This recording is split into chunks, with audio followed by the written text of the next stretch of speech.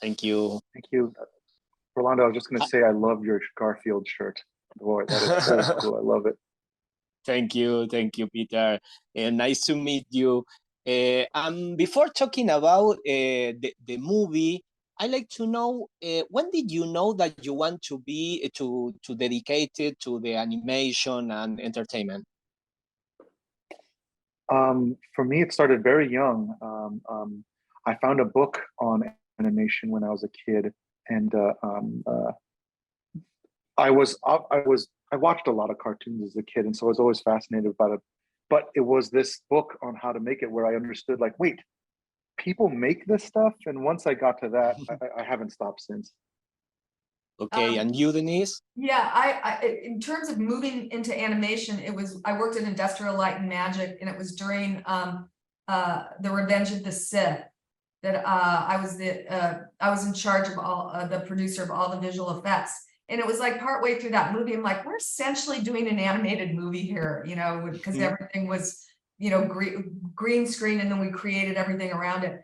And I was like, I want to go and work on the whole movie, story, composer. So that's kind of when I decided that I wanted to move into animation. Peter mentioned he read comics and love animation. Do you have at that time that you decide this any favorite movie, animated movie? Yeah, I think it was Akira. The opening Akira. to this movie showed the city in a way that I'd never seen before. I mean, I saw a lot of Disney movies that I fell in love with, but I remember seeing Akira as a movie experience, and that really blew me away. And you, Denise? So you mean during this movie, or just my favorite animated movie? I'm sorry. When you decide to do animation or dedicated to animation. Oh, I was obsessed with Spirited Away. Wow. I mean, early on, I loved. I mean, my favorite movie was Snow White and the Seven Dwarfs. I loved that movie.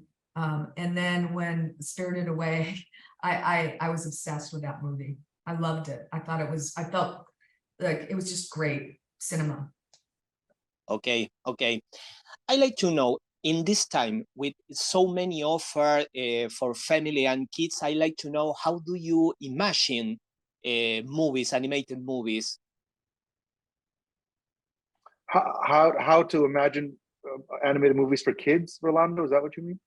Yes. With all the offer that they have today. Oh boy, it's there's so much material today. You know, you kind of try to think a little bit about it, but most of the time, for me, I'm so stuck in the world of trying to make this movie work. You know, once you start the idea, there's these dreams of like, oh yeah, this kind of movie, that kind of movie, or what could this little idea be? But then once it starts getting on the train of being made, boy, it is such a difficult challenge. There really isn't a lot you can focus outside of it. But I have a lot of friends, because I went to animation school, I have a lot of friends working on so many different things. I'm always very proud to see that the art form is so alive, that there's so much more ideas out there for everyone. And but you know, for this film, we just are doing our best to really have that really memorable time with your friends and families in the theaters. You know, that you can all connect to, because those are the kind of movies that I grew up with, that I love, that anyone could connect to something. I could share a moment with my family, and wanting the same for Elemental. Yeah. I love the movie. The movie has a story of love, legacy. How do you imagine all the layers of the movie?